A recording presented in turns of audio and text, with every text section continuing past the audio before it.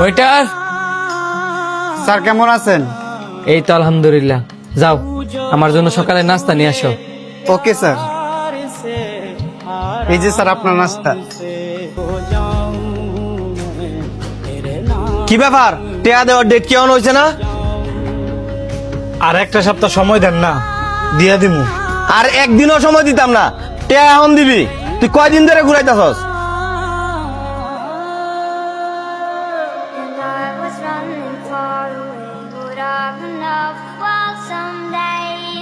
ভাই আমি তো আপনার সবটি দিয়ে দিছি, খালি তো আর 50,000 টিয়া নে বাকি। এমন তো না যে আমি আপনার টিয়া দিতাম না। দিছস তো ভাঙ্গা ভাঙ্গা। এক মুঠের টেয়া তুই কি বুঝবি? কালকের ভিতরে টেয়া দিবে, কয়ে গেলাম।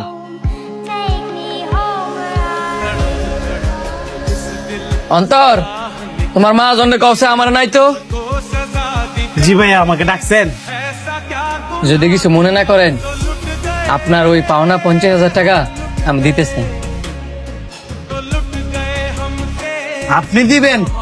না না থাক, আমি অন্য জায়গা থেকে ম্যানেজ করে নিব নে। কেন, আমার তে টাকা নিলে কি সমস্যা? না না, বিষয়টা তেমন না। আমি তো আপনাকে চিনি না, বা আপনিও আমাকে তেমন ভাবে চিনেন না। আপনি হলেন এই রেস্টুরেন্টের কাস্টমার, আর আমি রেস্টুরেন্টের ওনার। এতগুলো টাকা আমি আপনার কাছ থেকে কিভাবে নিই, বা আপনি আমাকে কোন বিশ্বাসে দিবেন? বিশ্বাসের কথা কইলেন, বিশ্বাস আছে বলেই তো আপনার শেফকে না চেনার পরেও আপনার শেফের রান্না করা খাবার আমি খাইছি। আকাশে বিমান উঠতে দেখছেন? বিমানের পাইলটকে মানুষ বিশ্বাস করে বইলেই হাজার হাজার মানুষ বিমানে ওঠে। গাড়ি চালকরে বিশ্বাস করে বলেই মানুষ গাড়িতে ওঠে। নাবিকরে বিশ্বাস করে বলেই কিন্তু মানুষ জাহাজে ওঠে। পৃথিবীতে এখনো বিশ্বাস বাইচে আছে, কিন্তু বিশ্বাসের মর্যাদা মানুষ দিতে পারে না বলেই মানুষ মানুষকে এখন বিশ্বাস করে না। সবাই ভুল বুঝে।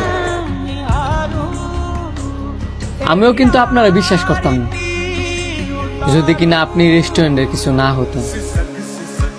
এটা কিন্তু বিশ্বাসের দোষ না, আপনার আমাদের মতো মানুষেরই দোষ।